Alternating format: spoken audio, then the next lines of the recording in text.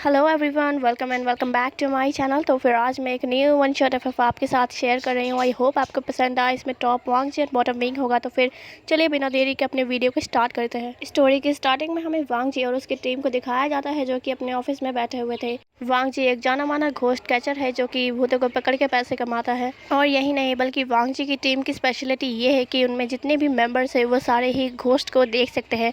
वांगजी की टीम में केवल 4 लोग ही है, जिनमें से एक वांगजी खुद है और दूसरा शोयंग, तीसरा सॉन्गलैन और चौथा वैनचाओ। हम देखते हैं वांगजी को जो कि अपने टेबल पर हेड डाउन करके बैठा हुआ था और वही उसके जो 3 दोस्त थे वो भी उसी तरह बैठे हुए थे। यहाँ पर शोयंग फिर बोलता है कि 3 हफ्ते हो चुके हैं लेकिन हमारे पास अब तक कोई भी केस नहीं आया है। मैं बैठा बैठा बोर हो रहा हूँ। अगर हमारे पास कोई काम ही नहीं है तो हम ऑफिस आते क्यों हैं।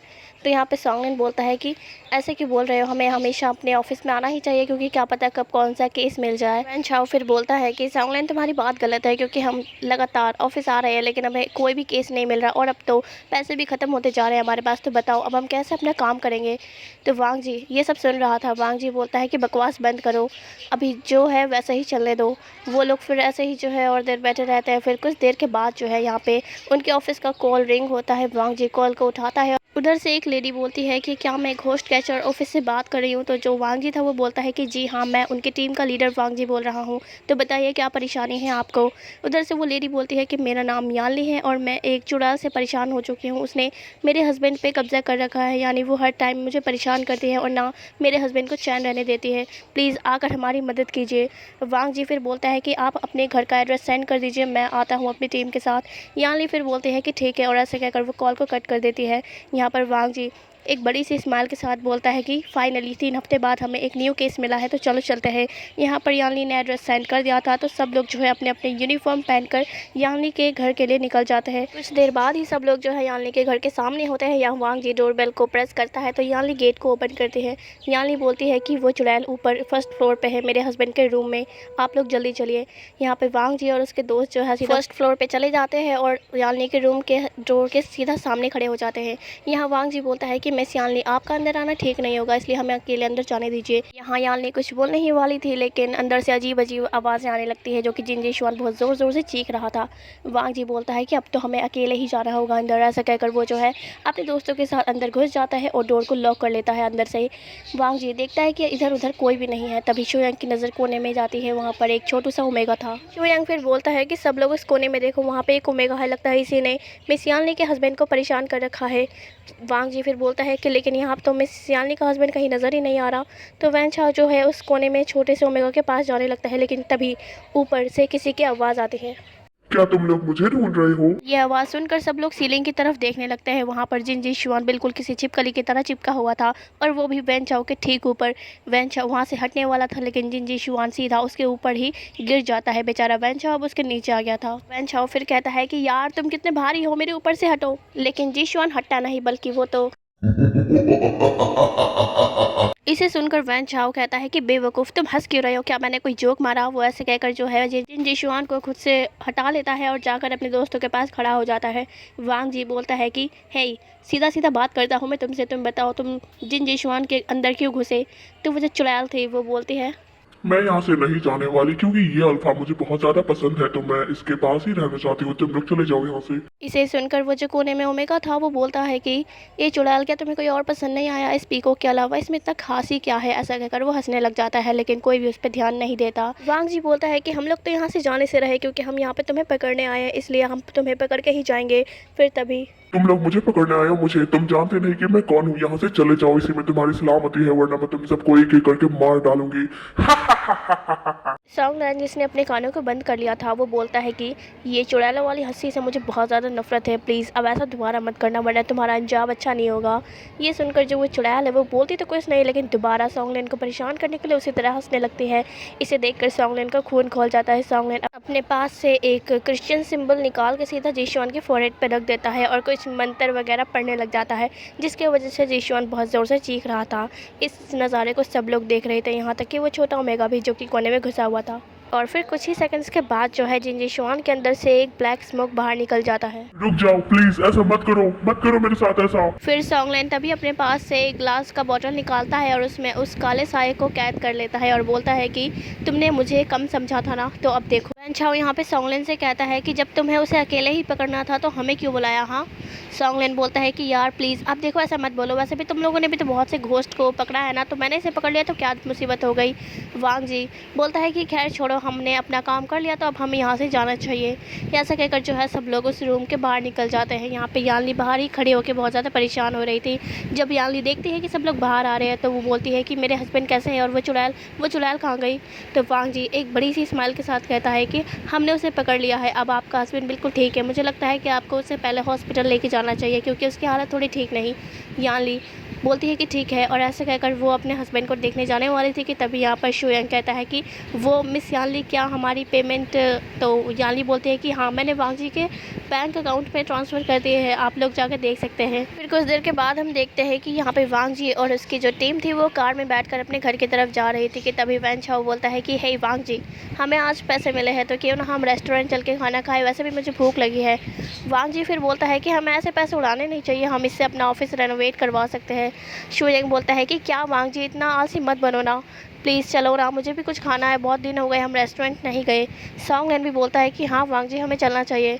वांग जी जब सबकी बात सुनता है तो वो बोलता है कि ठीक है, हम कुछ महंगा नहीं ऑर्डर करेंगे, लेकिन सब लोग बोलते हैं ठीक है। और ऐसा कहकर जो कुछ देर के बाद वो लोग रेस्टोरेंट पहुँच जाते हैं। अंदर जाने के बाद वैन छाओ मेन्यू को देख रहा था। वो मेन्यू देखते देखते बोलता है कि यहाँ की सारी डिश महंगी है, बस सिर्फ नूडल्स को छोड़ के। क्या करना चाहिए हमें अब। वांग जी बोलता है कि हमें पैसे बचाने चाहिए, इसलिए नूडल्स ही ऑर्डर करो। तो यहाँ पे शुयांग फिर बोलता है कि ठीक है, 4 बोल्स नूडल्स मैं ऑर्डर कर देता हूँ। तो यहाँ पे तभी एक आवाज़ आती है कि 4 क्यों, 5 ऑर्डर करो ना, मुझे भी खाना है। सब लोग उस आवाज़ की तरफ देखने लगते हैं, यानी वहाँ पे विंग बैठा हुआ था सीधा वांग जी के बगल में। वांग जी विंग को देख के घबरा जाता है। वो बोलता है कि तुम यहाँ कैसे। तभी वैन छाओ बोलता है कि हे, तुम तो वही छोटे ओमेगा हो ना जो मिस यानली के घर में था। तो विंग बोलता है कि जी हाँ, मेरा नाम विंग है और मैं एक भटकती आत्मा हूँ।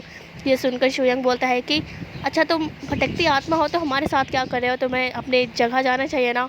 विंग बोलता है कि माफ़ करना, लेकिन मैं उस घर में रह रहकर परेशान हो गया और इधर उधर जाने का भी कोई इरादा नहीं है मेरा, इसलिए मैंने सोचा कि तुम लोगों के साथ ही रहता हूँ क्योंकि तुम लोग थोड़े बहुत इंटरेस्टिंग हो।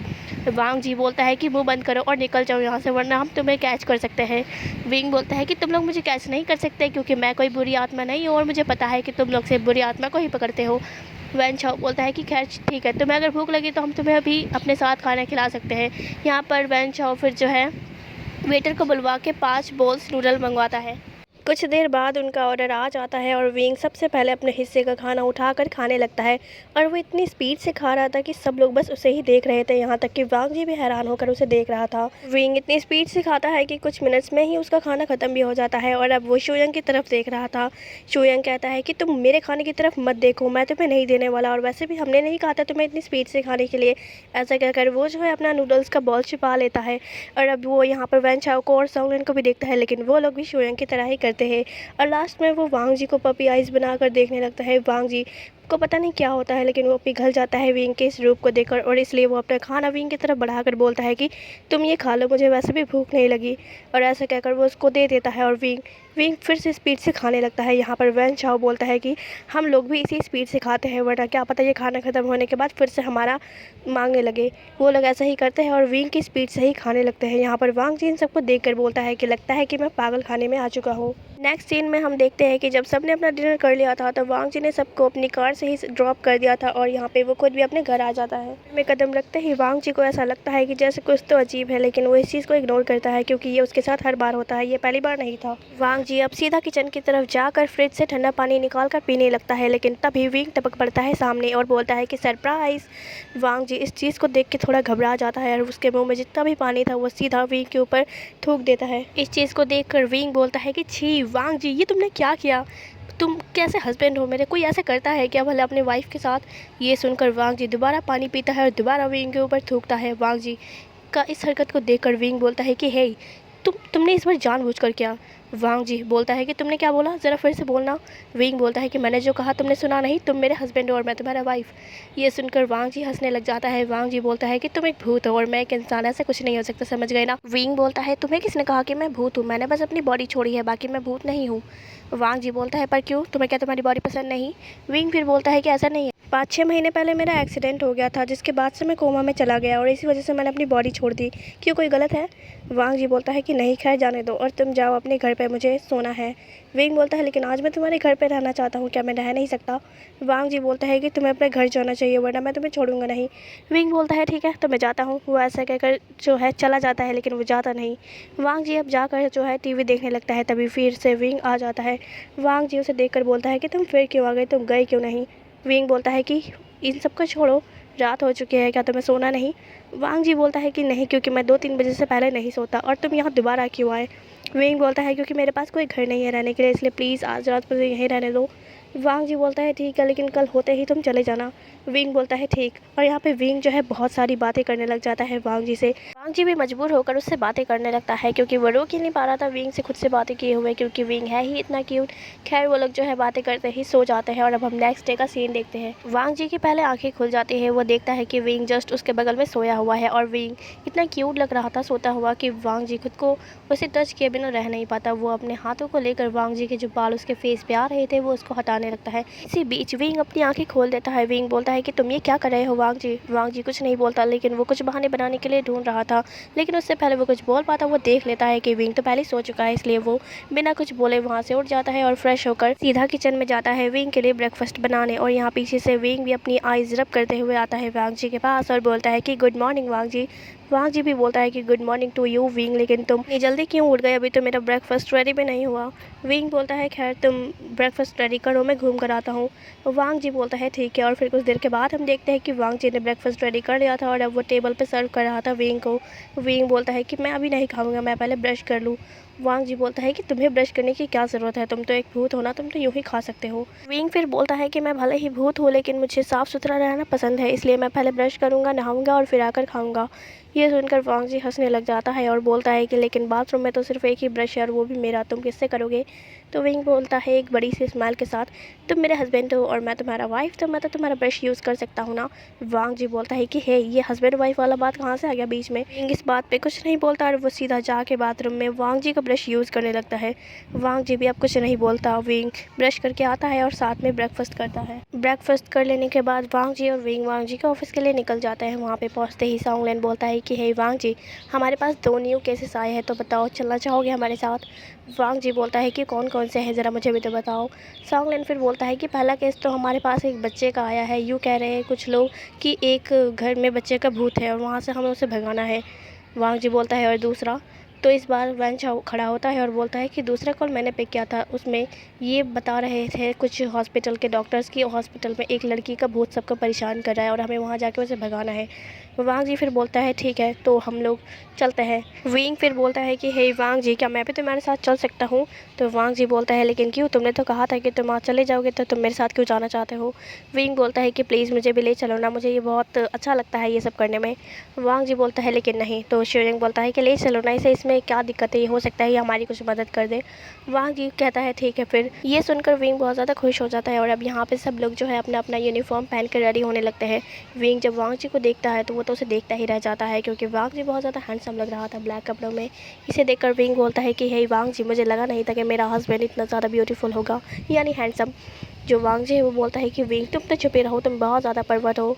तो विंग बोलता है कि वो तो मैं हूँ ही। तो यहाँ पे सब लोग जो है अब अपने अपने काम के लिए निकल जाते हैं, लेकिन यहाँ पे वैन छाव रोक कर बोलता है कि हे रुको, हम लोग आखिर जा कहाँ रहे हैं? तो जो विंग है वो बोलता है कि केस सॉल्व करने, और कहाँ? तो वैन छाव बोलता है कि हाँ वो तो है, लेकिन कौन सी जगह पहले जाना है? तो जो सॉन्गलैन है वो बोलता है कि पहले हम उस बच्चे वाले भूत के पास चलते हैं, वो हम शायद जल्दी निपटा के हॉस्पिटल जा सकते हैं। तो ये सुनकर सब लोग सॉन्गलैन की बातों को एग्री करते हैं और सीधा उस दूसरे घर की तरफ निकल जाते हैं जहाँ पे बोल जा रहा था कि बच्चे का भूत है। फिर नेक्स्ट सीन में हम लोग देखते हैं कि सब लोग अब उस घर के ठीक सामने थे। वहाँ पर उस घर का ओनर आता है और बोलता है क्या आप ही वांग जी हैं?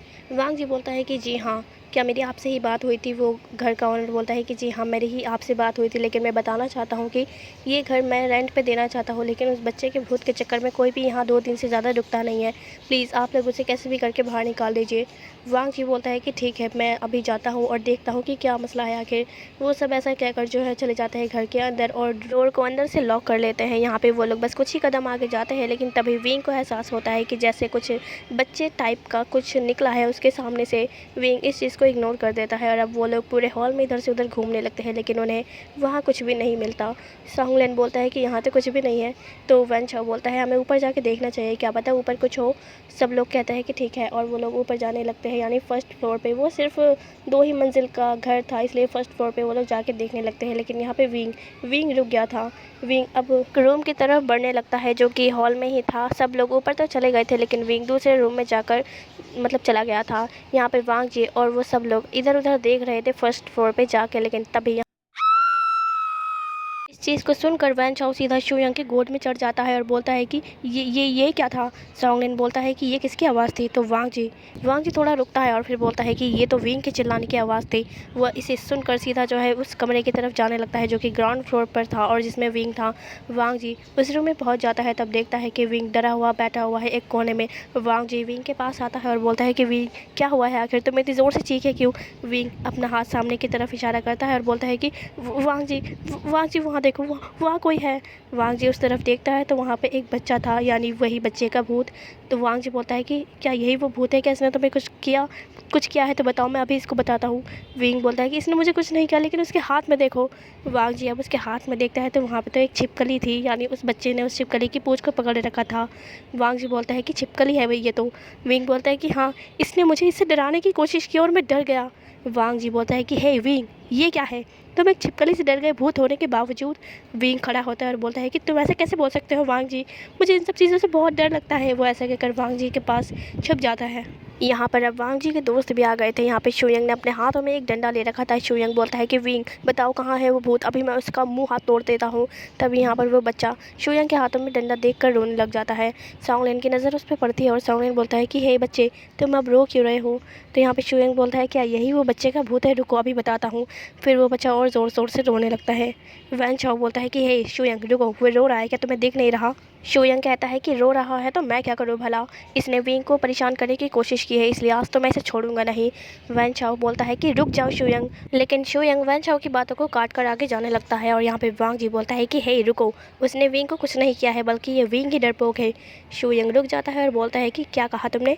तभी वांग जी बोलता है कि यहाँ पे विंग उस छिपकली से डर गया जो कि उस बच्चे ने अपने हाथ में ले रखा था। तभी सब नोटिस करते हैं कि उस बच्चे के हाथ में छिपकली है। तो इस चीज़ को देख कर वैन चाओ फिर से शूयंग की गोद में चढ़ जाता है और बोलता है कि मुझे भी छिपकली से डर लगता है, मुझे बचा लो शूयंग।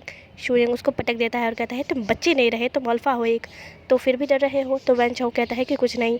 और फिर यहाँ पे विंग कहता है कि सॉरी, माफ़ कर देना, मुझे ऐसे डरना नहीं चाहिए था, लेकिन क्या करूँ, मुझे डर लगता है। वैन चाओ कहता है कि मैं तुम्हारी तकलीफ़ समझ सकता हूँ। यहाँ पे शूयंग बोलता है कि बकवास बंद करो, तुम दोनों बच्चे नहीं हो अब।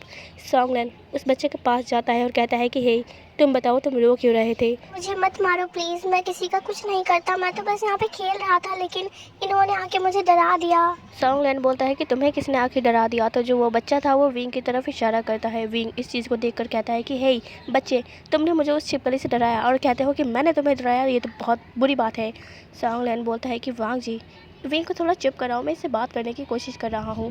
वांग जी कहता है कि विंग चुप रहो 2 मिनट के लिए, वो बच्चा है और तुम कितने बड़े हो। विंग मुंह मोड़ लेता है। वांग जी कहता है कि नौटंकी। सॉन्गलैन अब उससे बोलता है कि हे बच्चे, तुम बताओ कि तुम यहाँ पे लोगों को परेशान क्यों करते हो।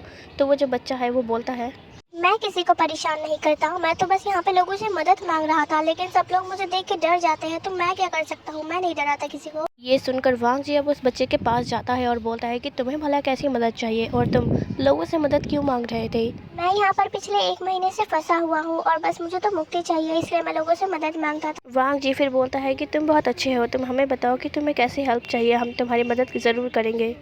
2 महीने पहले जब ये घर खाली था, तब मैं यहाँ अपने दोस्तों के साथ हाइड एंड सीक खेलने आया था, लेकिन स्टोर रूम में मैं अचानक से लॉक हो गया और वहीं पे मेरी दम घुटने की वजह से मौत हो गई। मेरी डेड बॉडी अभी भी उस स्टोर रूम में है, प्लीज़ आप लोग मेरी मदद करो। ये सुनकर विंग बोलता है कि तुम्हारे साथ तो बहुत बुरा हुआ, हम तुम्हारी मदद ज़रूर करेंगे। वांग जी बोलता है कि तो अब हमें उस स्टोर रूम में जाना चाहिए। स्टोर रूम किधर है।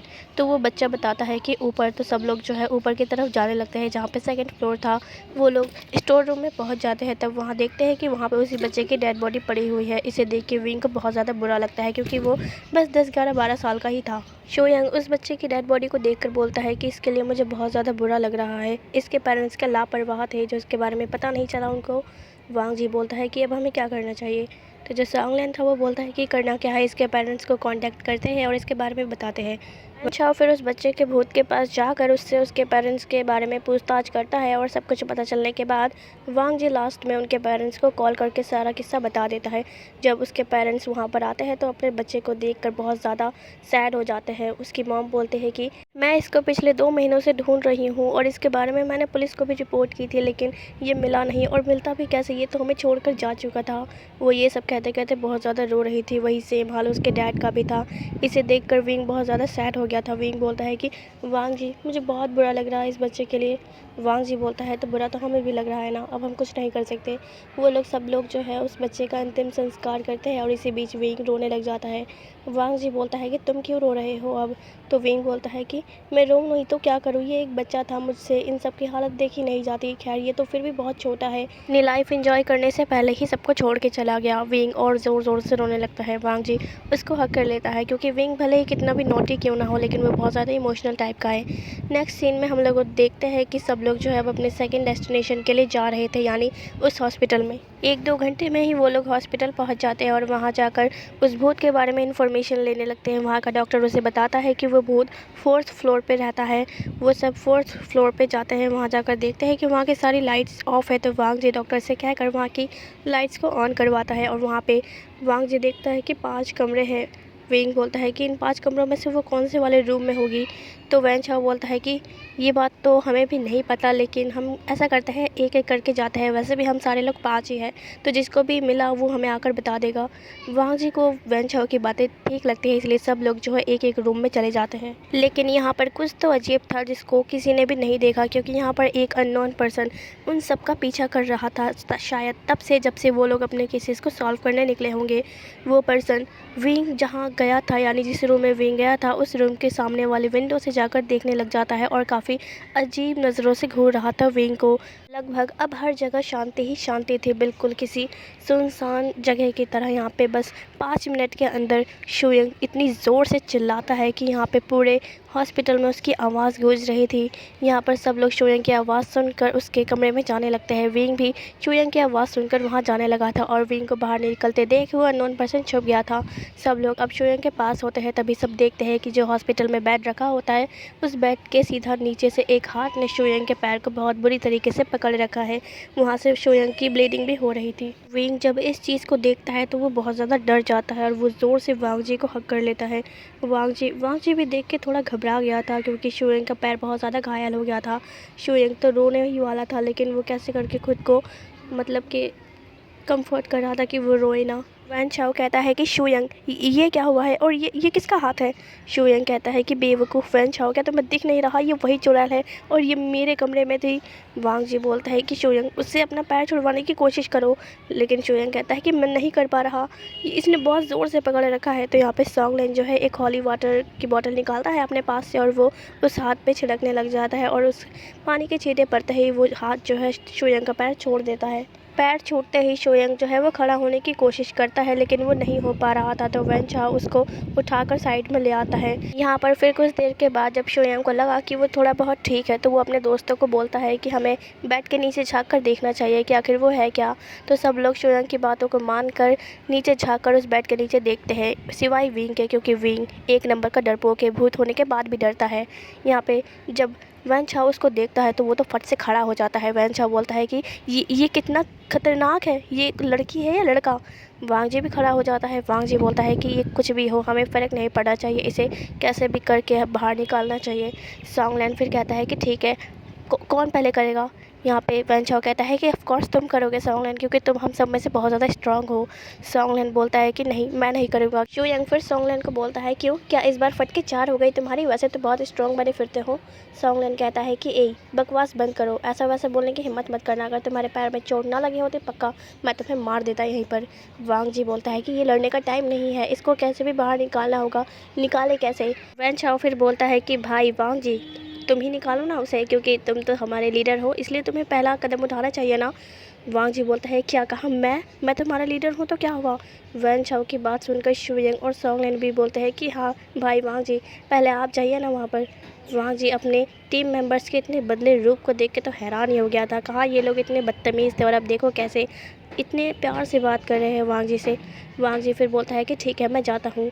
वांग जी बैठ के दूसरी साइड चला जाता है और नीचे बैठ के उस चुड़ैल के पैरों को पकड़ने ही वाला था, लेकिन तभी वो चुड़ैल सीधा मुड़कर वांग जी पे अटैक कर देती है। लेकिन यहाँ पे वांग जी वक्त रहते अपने हाथ को पीछे कर लेता है और अपने दोस्तों के पास जाकर बोलता है कि अगर मैं अपना हाथ टाइम पर नहीं हटाता तो पक्का मेरा हाथ तो जा चुका था। विंग बोलता है कि वांग जी तुम ठीक तो हो ना। वांग जी बोलता है मैं तो ठीक हूँ, लेकिन अब इसका करना क्या है वो मुझे समझ नहीं आ रहा, ये बहुत ख़तरनाक है। सॉन्गलैन फिर बोलता है कि हमें शांति से सोचना चाहिए कि हमें क्या करना चाहिए। तभी वो चुड़ैल बोलती है तुम लोग मुझे नहीं पकड़ सकते, इसलिए चुपचाप चले जाओ, मैं तुम्हें कुछ भी नहीं बोलूंगी। इन सब लोग उसकी इस बातों को इग्नोर करते हैं और ये सोचने लगते हैं कि अब उसे पकड़ना कैसे चाहिए। लेकिन वो आदमी जो मतलब कि वो अननोन पर्सन था, वो लोग अब भी इन सबको देख रहा था, लेकिन इस बारे में किसी को अभी तक पता नहीं चला था। तो कुछ देर के बाद जो है वांग जी बोलता है कि तो अब हमें यही करना चाहिए। सब लोग बोलते हैं कि हाँ। यहाँ पर वांग जी बोलता है तो ठीक है शुयंग, तुम उस चुड़ैल पे हॉली वाटर डालोगे नीचे से और हम लोग उसे अपने रोप से पकड़ लेंगे और फिर सॉन्गलैन उसको उस जार में बंद कर लेगा, यानी जो ग्लास की बोतल थी उसमें। सब लोग वांग जी की बातों को एग्री करते हैं और यहाँ पे शुयंग आगे आता है और उस चुड़ैल के ऊपर हॉली वाटर डालने लगता है, जिसकी वजह से वो चुड़ैल उस बेड के नीचे से निकलकर दीवार पर छिपकली की तरह चढ़ गई थी। सॉन्गलैन फिर बोलता है कि ये क्या, ये तो छिपकली बन के चढ़ गई, अब हम इस पे अपने मैजिकल रोप को कैसे इस्तेमाल करेंगे। शुयंग बोलता है कि रुको मैं दोबारा इस पे हॉली वाटर डालता हूँ, फिर तुम लोग मैजिकल रोप से इसको पकड़ लेना। यहाँ पे शुयंग दोबारा जो है उसके ऊपर हॉली वाटर डालने लगता है और जैसे वो दूसरे दीवार की तरफ जाने ही वाली थी, तभी इतने वांग जी, वैन चाओ और सॉन्गलैन ये तीनों एक मैजिकल रोप से उस चुड़ैल को पकड़ लेते हैं। वो चुड़ैल धड़ाम से नीचे गिरती है और चिल्लाती है। इसके बाद सॉन्गलैन अपना ग्लास का बोतल निकाल कर उस चुड़ैल की तरफ कर देता है ताकि वो चुड़ैल उसके अंदर आ जाए, लेकिन वो चुड़ैल उसके अंदर आते ही नहीं। तो इसे देख के वैन चाओ बोलता है कि हे सॉन्गलैन, क्या तुम्हारे इस बोतल में कोई ख़राबी है जो कि ये चुड़ैल अंदर नहीं आई। सॉन्गलैन बोलता है कि नहीं, ऐसा नहीं होना चाहिए, कि शायद ये कोई बुरी आत्मा नहीं है इसलिए नहीं आई हो। वांग जी तुम इससे थोड़ा बात करके बताओ कि आखिर क्या बात है। वांग जी ऐसा ही करता है, वो बोलता है कि हे तुम हमें बता सकती हो जो तुम्हें बताना हो, क्या पता हम तुम्हारी मदद कर सकते हैं, हम कोई बुरे इंसान नहीं है। तो वो चुड़ैल बोलती है मैं तो यहाँ सिर्फ अपना बदला लेने आई हूँ, तुम लोग मुझे पकड़ क्यों रहे हो? मैं जब तक अपना बदला लूंगी नहीं तब तक मैं यहाँ से जाने वाली नहीं हूँ, चाहे तुम कुछ भी कर लो। ये सुनकर शुयंग बोलता है कि कैसा बदला, आखिर कैसा बदला चाहिए तुम्हें, अगर कुछ है तो हमें बताओ, हम शायद तुम्हारी मदद कर सकते हैं। तो वो चुड़ैल फिर बोलती है वैसे तो मैं बताना नहीं चाहती, अगर तुम लोग पूछ रहे हो तो मैं बता देती हूँ। मैं 1 महीने पहले यहाँ पर एडमिट हुई थी ताकि मेरा इलाज हो सके, लेकिन इस रूम में ही एक डॉक्टर है, वो मुझे बहुत ज़्यादा परेशान करता है, हर टाइम मुझे अजीब नज़रों से घूरता है। मैंने ये बातें और लोगों को बताई है, लेकिन कोई भी मेरा यकीन नहीं करता क्योंकि उस डॉक्टर की इमेज बहुत अच्छी बनी हुई है।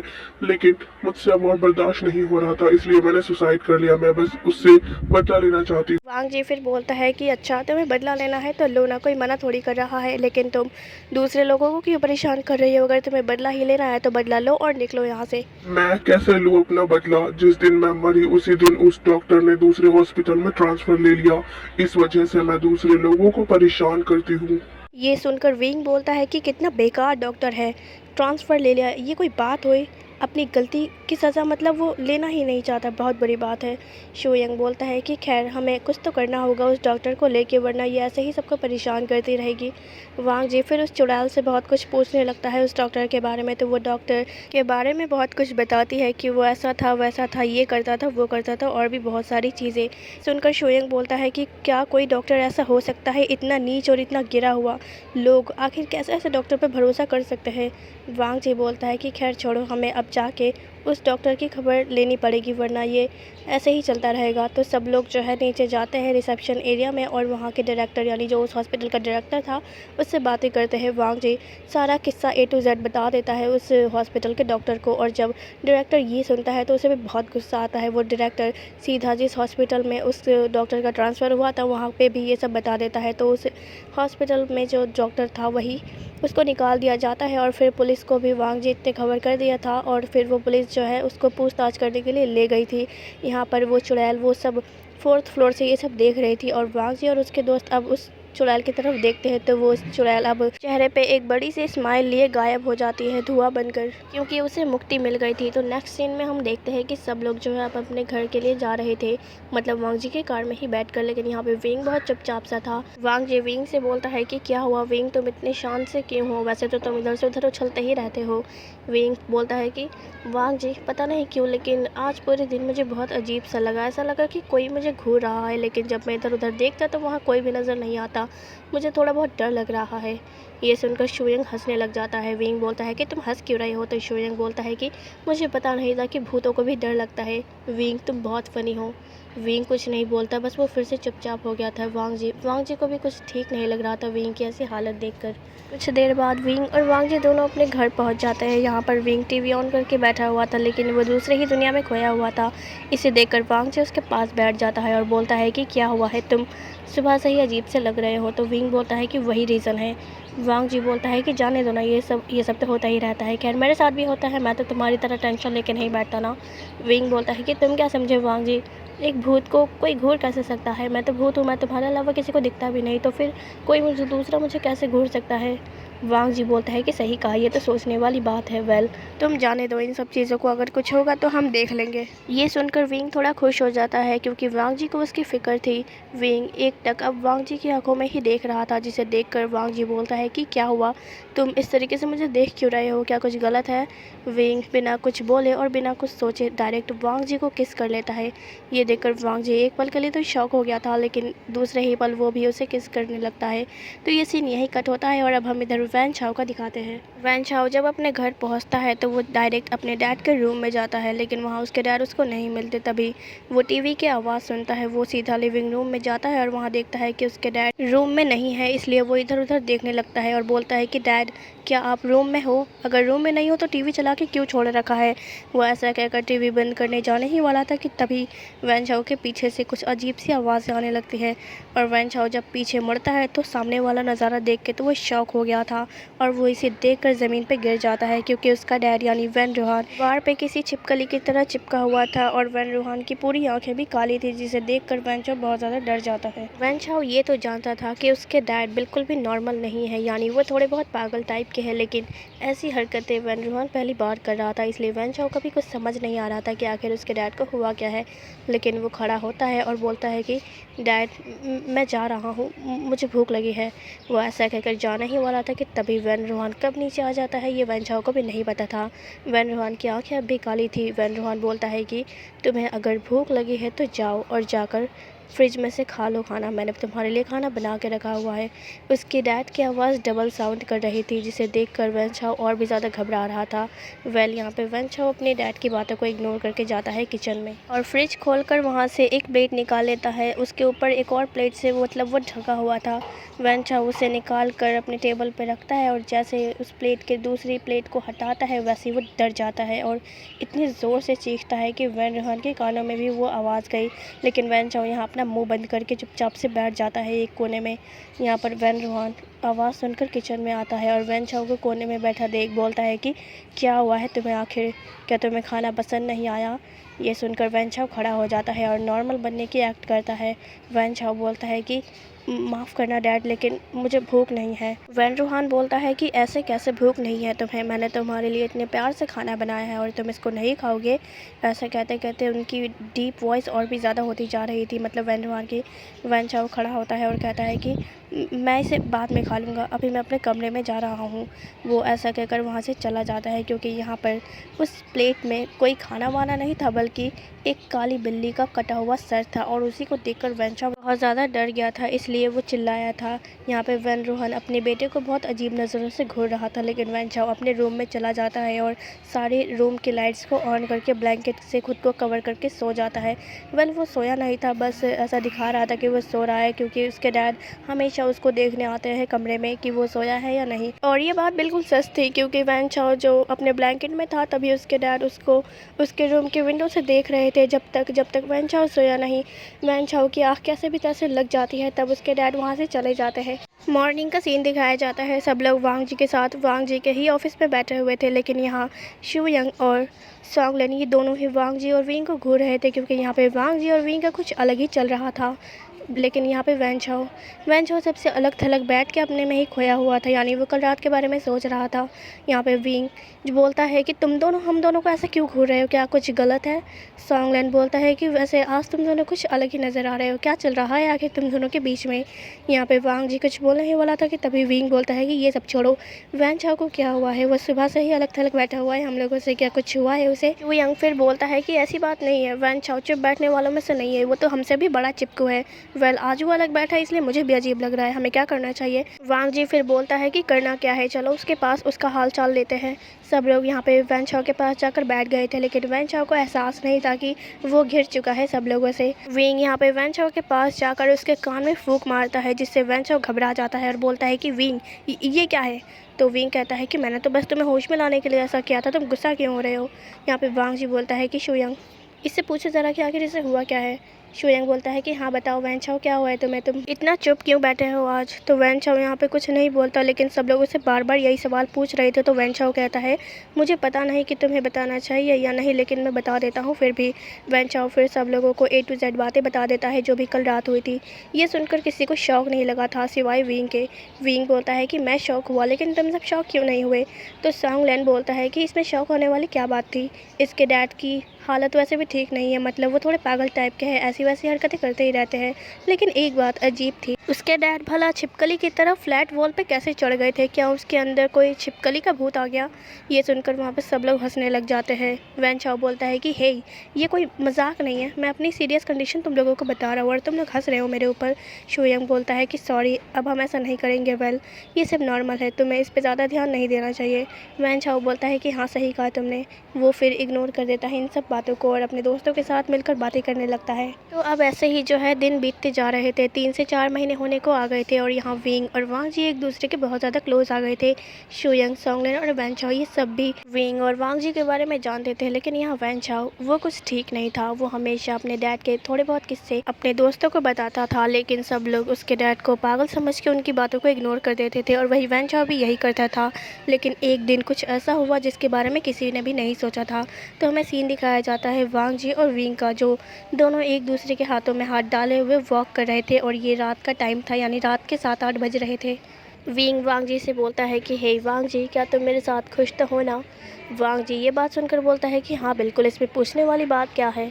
विंग कहता है कि वो बस मैं ऐसे ही बोल रहा था क्योंकि मुझे पता नहीं कि मैं कब होश में आऊँ, यानी कोमा से कब जागूँ। वांग जी फिर बोलता है कि इसकी फ़िक्र तुम मत करो क्योंकि तुम एक न एक दिन ज़रूर जागोगे और ये मेरा प्रॉमिस है। विंग बोलता है कि इतने श्योर मत हो, क्या पता मैं कभी जागूँ ही ना। वांग जी बोलता है कि देखो ऐसा मत बोलो वरना मैं तुमसे नाराज़ हो जाऊँगा। विंग बोलता है कि खैर छोड़ो, तुम और कुछ बताओ अपने बारे में।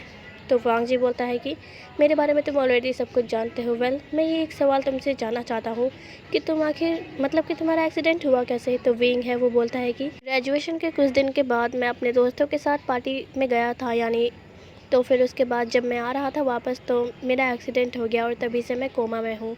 तो वांग जी बोलता है कि ये तो बहुत बड़ी बात है। विंग बोलता है कि हाँ लेकिन, तो वांग जी बोलता है कि कुछ और भी है क्या। विंग बोलता है कि कुछ और तो नहीं, लेकिन मैं बस इतना बोलूँगा कि जब मैं कोमा से बाहर आ जाऊँगा तो मैं तुमसे ही शादी करूँगा। ये कहकर विंग थोड़ा सा नज़रें झुका लेता है। वांग जी बोलता है कि ये भी भला कोई बोलने की बात है, लेकिन मुझे डर लग रहा है। विंग बोलता है क्यों। तो वांग जी बोलता है कि क्या पता जब तुम होश में आओ तो तुम्हें मैं याद ही ना हो या फिर तुम्हारे पेरेंट्स बीच में आ जाए। विंग बोलता है कि ऐसा कुछ नहीं होगा। पेरेंट्स का नाम सुन के वो थोड़ा सा सैड हो जाता है। वांग जी भी समझ जाता है। वांग जी बोलता है कि क्या तुम अपने पेरेंट्स की वजह से सैड हो। विंग बोलता है कि हाँ ऐसा कह सकते हैं क्योंकि मैं जब जब अपने पेरेंट्स को देखने जाता हूँ तो वो हमेशा सैड ही रहते हैं मुझे लेकर। वांग जी बोलता है कि अच्छा तो तुम अपने पेरेंट्स से मिलने जाते थे, जब भी तो मैं बोलूँ कि तुम हमेशा गायब कहाँ रहते हो। विंग कुछ नहीं बोलता। तभी यहाँ पे वांग जी फिर कुछ और बोलने वाला था कि तभी वांग जी का कॉल रिंग होता है। वांग जी कॉल को पिक करता है और बोलता है कि क्या हुआ, तुमने इस टाइम मुझे कॉल क्यों किया। उधर से शुयंग बोलता है कि वांग जी प्लीज़ जल्दी आओ, वैन चाओ की हालत ठीक नहीं है। वांग जी ये सुनकर थोड़ा घबरा जाता है और बोलता है कि क्या हुआ आखिर वैन चाओ को, क्योंकि वांग जी को पता था उसके डैड नॉर्मल नहीं है, इस वजह से वो डरता रहता है। शुयंग कहता है कि तुम यहाँ आओ जल्दी से, मैं तुम्हें यही सब कुछ बता दूंगा। ऐसा कहकर शुयंग उधर से कॉल कट कर देता है। वांग जी बोलता है लेकिन शुयंग कुछ तो बताओ, लेकिन शुयंग तो कॉल कट कर चुका था। यहाँ पे वांग जी को इतना टेंशन में देख विंग बोलता है कि आखिर क्या हुआ है। वांग जी बोलता है कि लगता है कि वैन चाओ के साथ कुछ हुआ है, हमें चलना चाहिए। ये कहकर वांग जी और विंग सीधा चले जाते हैं वैन चाओ के घर पे। और अब हम वैन चाओ के घर का सीन देखते हैं जहाँ पे सब लोग ऑलरेडी मौजूद थे, यानी वैन चाओ के दोस्त। वहाँ पे विंग और वांग जी भी पहुँच गए थे। वांग जी पहुँचते ही इधर उधर देखने लगता है, लेकिन उसे कोई भी कहीं मौजूद नहीं दिख रहा था। तभी सॉन्गलन की आवाज़ आती है कि हम लोग किचन में हैं, तो विंग और वांग जी सीधा किचन में जाते हैं। वहाँ पे वो लोग देखते हैं कि वैन चाओ बेहोश है और शुयंग और सॉन्गलन ये सब लोग उसके बगल में बैठे हुए हैं। वांग जी बोलता है कि तुम लोग किचन में क्या कर रहे हो भला। सॉन्गलन बोलता है कि हम लोग तो अभी आए हैं और हम अभी आए और हमने देखा कि वैन चाओ बेहोश पड़ा हुआ है। वांग जी बोलता है कि इसको रूम में लेके चलो। फिर हम देखते हैं कुछ देर बाद का वांग जी सब लोग ये आ गए थे वैन चाओ के रूम में। वांग जी फिर बोलता है कि अब बताओ क्या हुआ था। शुयंग कहता है कि मैं तो अपने घर में बस सोने ही जा ही रहा था कि तभी वैन चाओ का कॉल आया, और जब मैंने कॉल को पिक किया तो उधर से वैन चाओ ज़ोर ज़ोर से चिल्ला रहा था और रो भी रहा था। फिर अचानक से कॉल कट हो गया तो मैंने सोचा कि तुम लोगों को बता दूँ और हम लोग वैन चाओ के घर आ जाए, तो ऐसे ही मैंने किया था।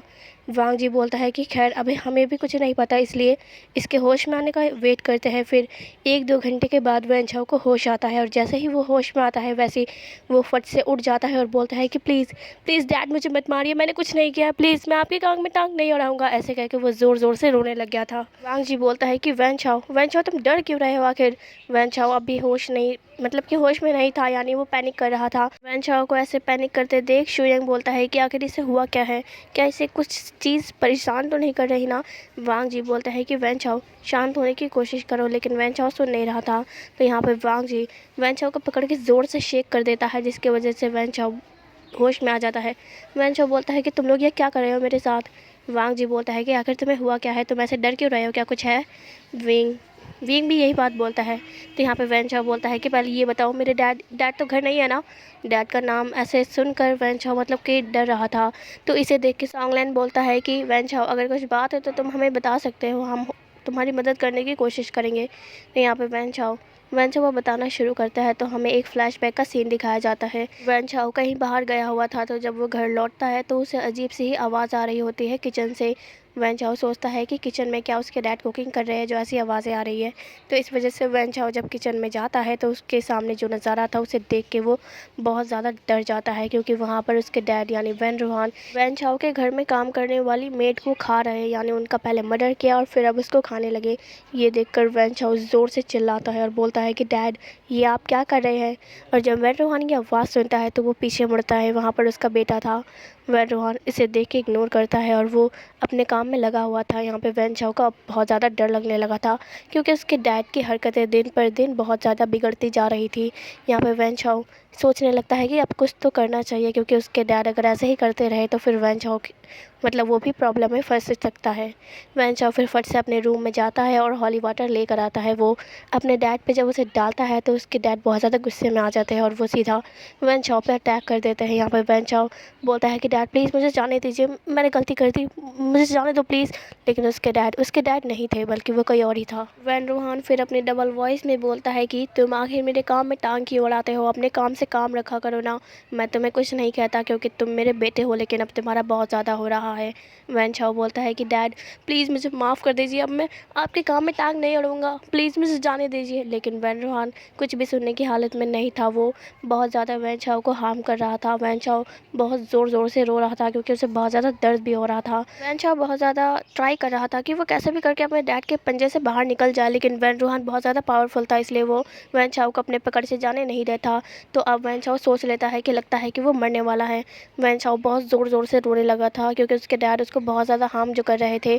यहाँ पे वैन रूहान एक पल के लिए रुक जाता है अपने बेटे की रोने की आवाज़ सुनकर, और जो वैन चाओ डैड डैड बोल रहा था उसे सुनकर वैन रूहान की आंखें नॉर्मल हो जाती है और वो खड़ा होता है। वो सोचने लगता है कि आखिर ये उसने क्या किया। वो बस बोलता है कि वैन चाओ ये मैंने नहीं किया है। लेकिन वैन चाओ कुछ भी नहीं सुनता, क्योंकि वो बहुत ज़्यादा डर गया था अपने डैड के इस रूप को देख के। वैन रूहान जो अभी नॉर्मल हो चुका था, उसके साथ फिर कुछ गड़बड़ होने लगता है, उसकी आंखें दोबारा ब्लैक होने लगती है, और इस चीज़ को देखकर वैन रूहान अपना सर पकड़ के वहाँ से भाग जाता है। वैन चाओ इसके बाद जब उसके डैड भागे तभी उसने सॉन्गलैन या शुयंग मुझे याद नहीं रहा, किसी को फ़ोन कर दिया था। तो अब ये फ्लैशबैक यहीं एंड होता है। ये सुनकर वांग जी बोलता है कि ऐसे कैसा हो सकता है, तुम्हारे डैड आखिर तुम्हारे साथ ऐसा कैसे कर सकते हैं। तो जो विंग था, विंग बोलता है कि लगता है इसके डैड के शरीर में किसी आत्मा ने कब्ज़ा कर लिया है, इस वजह से ऐसा हो रहा है।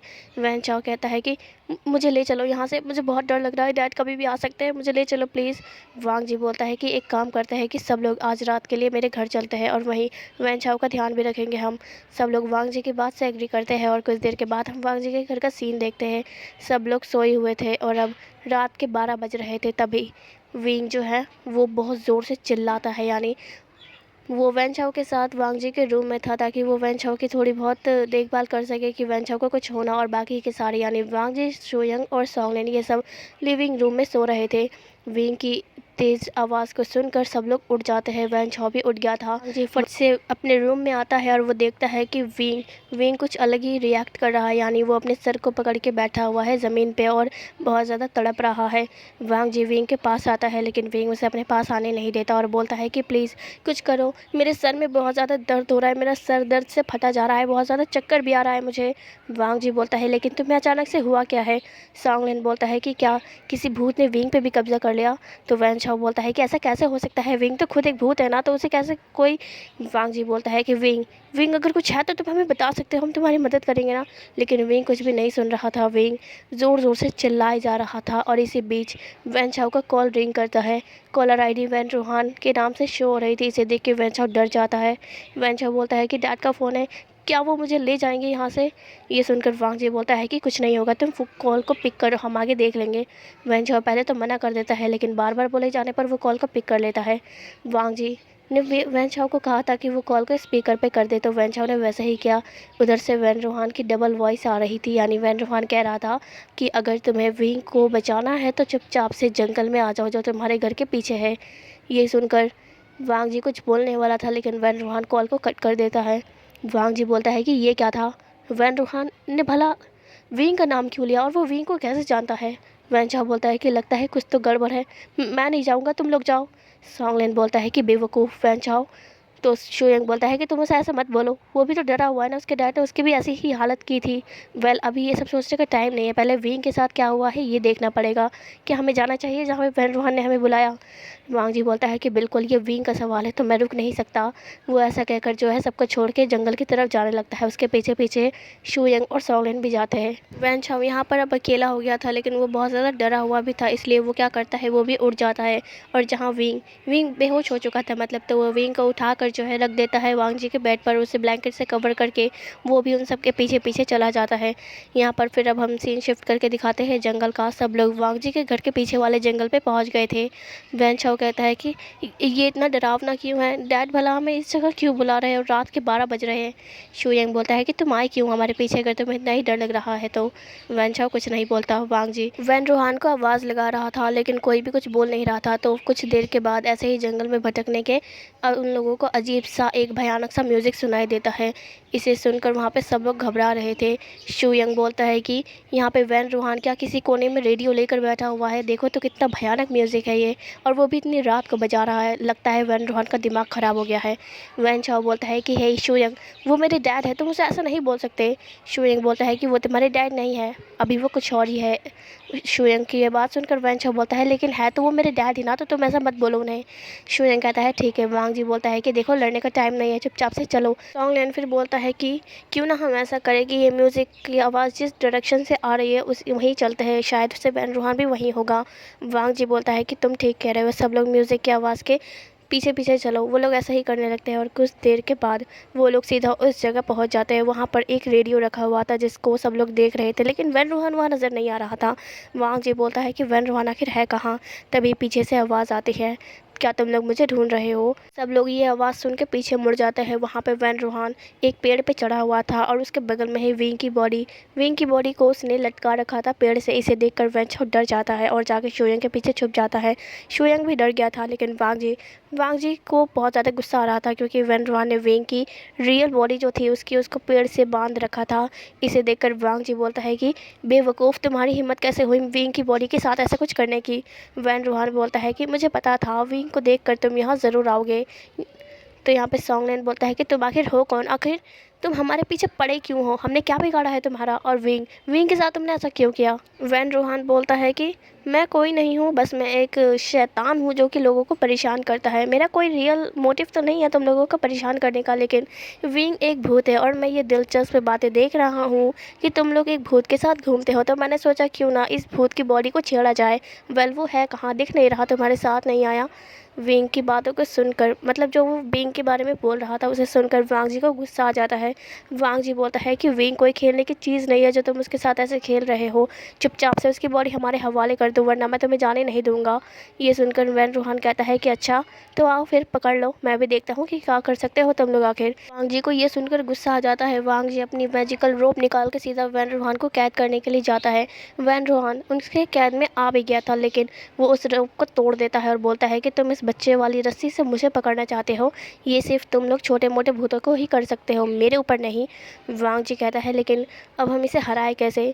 सॉन्गलिन बोलता है कि ऐसे मत करो, मुझे लग रहा है कि वो बहुत ज़्यादा खतरनाक है, इसलिए हम लोग एक प्लान बनाते हैं फिर उसे वैसे पकड़ेंगे।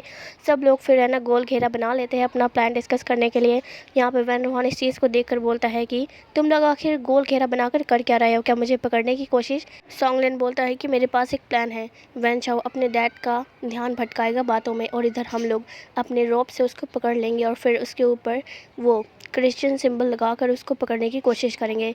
ये प्लान सबको पसंद आता है तो ऐसा ही होता है। वैन चाओ जाता है अपने डैड को उसके बातों में फंसाने के लिए और वैन रूहान उसकी बातों में फंस भी जाता है। तो इधर सब लोग अपना अपना मैजिकल रोप जो है वो वैन रूहान के ऊपर फेंक देता है, जिससे वैन रूहान नीचे गिर जाता है और बोलता है कि तुम्हारी इतनी हिम्मत कि तुमने मुझे फंसाया। लेकिन तभी यहाँ पर सॉन्गलाइन जो है वो क्रिश्चियन सिंबल लेके सीधा वैन रूहान के फॉरहेड पे रख देता है और ऐसे देखकर वैन रूहान बहुत ज़ोर ज़ोर से चीखने लगता है। तभी वैन रूहान की बॉडी से एक ब्लैक स्मोक बाहर आता है और बच्चे का रूप ले लेता है। इसे देखकर सब लोग हैरान हो जाता है कि ये एक बच्चे का भूत है। इसे देखकर वांग जी बोलता है कि हे, ये बच्चा हमें परेशान कर रहा था, मतलब ये बच्चा हमें परेशान कर रहा था और हम लोग परेशान हो भी रहे थे। वैन चाओ बोलता है तो तुमने मेरे डैड की ऐसी हालत की। वो बच्चा बोलता है कि मुझे जाने दो, मैं तो बस ऐसे ही कर रहा था, प्लीज़ मुझे छोड़ दो। इसे देख के शोयंग हंसने लग जाता है और बोलता है कि अभी तो तुम हमें बहुत ज़्यादा डरा रहे थे और अब तुम्हारा क्या। वो बच्चा बोलता है कि मुझे जाने दो, मैं अब ऐसा नहीं करूँगा, प्लीज़ सॉरी। और ऐसा कहकर वो वहाँ से भागने ही वाला था कि तभी सॉन्गलैन उसे अपने उसी ग्लास की बोतल में कैद कर लेता है और बोलता है कि तुम अभी बच्चे हो, तुम्हें बहुत कुछ सीखना बाकी है, हमसे बड़े से पंगा लेने से पहले सोच लिया करो। वो ऐसा कहकर हंसने लग गया था। यहाँ पे वांग जी विंग की बॉडी को पास आता है और उसकी बॉडी को पेड़ पे से उतार के बोलता है कि विंग विंग क्या तुम ठीक हो। लेकिन विंग की बॉडी में अभी कोई भी सोल नहीं थी, इसलिए वो कोई हरकत भी नहीं कर रहा था। ऐसे ही वांग जी विंग को जगाने की कोशिश कर रहा था, लेकिन तभी वांग जी कुछ और कर पाता। विंग की सोल वापस उसके सामने आ जाती है और वो उसकी बॉडी में चली भी जाती है। इसे देखकर वांग जी बोलता है कि विंग विंग क्या तुम अब होश में आ जाओगे। लेकिन विंग भी होश हो चुका था। नेक्स्ट सीन हमें हॉस्पिटल का दिखाया जाता है, जहाँ पर विंग बेडरूम में लेटा हुआ था। सॉरी, बेडरूम नहीं, मतलब कि हॉस्पिटल वाले वार्ड में। विंग के पेरेंट्स भी वहाँ मौजूद थे। उसकी मॉम बहुत ज़्यादा रो रही थी अपने बेटे की ऐसी हालत देखकर। तभी यहाँ पे विंग को धीरे धीरे होश आता है। होश आते ही विंग वांग जी का नाम ले लेकर चिल्लाने लगता है। उसे इस तरीके से चिल्लाते हुए देखकर मैडम वी बोलती है कि तुम आखिर ऐसे चिल्ला क्यों रहे हो विंग। विंग कहता है कि वांग जी कहाँ है, मुझे वांग जी से मिलना है। तभी यहाँ पर जो वी चांग से थे वो वांग जी को बुलाते हैं। वांग जी अंदर आता है और बोलता है कि विंग क्या तुम ठीक हो। विंग उठता है और वांग जी को हक कर लेता है और बोलता है कि मुझे छोड़कर मत जाओ, मैं बहुत ज़्यादा डर गया हूँ, प्लीज़ मेरे पास रहो। वांग जी फिर बोलता है कि डरो मत विंग, मैं तुम्हारे पास ही हूँ, तुम्हें डरने की ज़रूरत नहीं है, हम सब तुम्हारे पास है। विंग फिर वांग जी से दूर होता है और बोलता है कि मॉम डैड मुझे माफ़ कर दीजिए, मैंने इतना टाइम ले लिया होश आने में। लेकिन उसके पेरेंट्स उसे हक करके बोलते हैं कि कोई बात नहीं, हमें पता था कि तुम होश में ज़रूर आओगे। विंग फिर बोलता है कि मॉम मुझे आपसे कुछ कहना है, अगर आपकी परमिशन हो तो क्या मैं वांग जी से शादी कर सकता हूँ। ये सुनकर उसके डैड और मॉम ये दोनों शॉक हो गए थे। वांग जी कहता है कि विंग ऐसा मत बोलो ना। विंग कहता है कि नहीं, मुझे अभी सुनना है, क्या मैं कर सकता हूँ। विंग की मॉम बोलती है लेकिन वांग जी है कौन आखिर। तो उस विंग बताता है कि मॉम वो मेरा बॉयफ्रेंड है और मैं उसको बहुत दिनों से डेट कर रहा हूँ। ये सुनकर उसकी मॉम हैरान तो होती है, लेकिन अपने बेटे की खुशी के लिए वो वांग जी से उसकी शादी करने के लिए हाँ कर देती है। ये सुनकर विंग बहुत ज़्यादा खुश हो जाता है और नेक्स्ट सीन में हमें उन दोनों की वेडिंग को दिखाया जाता है, जहाँ पर जो प्रीस्ट था वो बोलता है कि आप दोनों किस करके अपनी शादी को लॉक कर सकते हैं। ये सुनकर वांग जी रुकता नहीं, वो डायरेक्ट विंग को किस कर लेता है। लेकिन तभी यहाँ पर वो तीन दोस्त आ जाते हैं वांग जी के और बोलते हैं कि बहुत बड़ी प्रॉब्लम हो गई है, हम लोगों को अभी जाना चाहिए। वांग जी विंग से दूर होता है और बोलता है कि तुम लोगों को नज़र नहीं आता यहाँ पे हमारी शादी हो रही है और तुम आ गए बिना बुलाए। यहाँ पे सॉन्गन बोलता है कि हे शादी कर लेना बाद में, लेकिन प्रॉब्लम है इसलिए बोल रहा हूँ जाने के लिए, वरना हमें शौक नहीं था तुम्हारी शादी में आने के लिए। वांग जी कुछ और बोलने ही वाला था, लेकिन तभी विंग उसको चुप कराकर बोलता है कि हम ज़रूर आएंगे और इस बार तो मैं भी चलूँगा। विंग की ये बात सुनकर वांग जी बोलता है लेकिन विंग हमें हमारी शादी हो रही है। विंग कहता है कि नहीं। तभी उसकी मॉम उसके सामने आती है और बोलती है कि विंग बेटा, क्या तुम लोग सच में अपनी शादी को छोड़कर जाना चाहते हो? तो विंग कहता है कि मॉम हमने अपनी शादी कंप्लीट कर ली है और बाकी की पार्टी वो लोग आप इंजॉय करें, हम आपसे सिर्फ रात में ही मिलेंगे।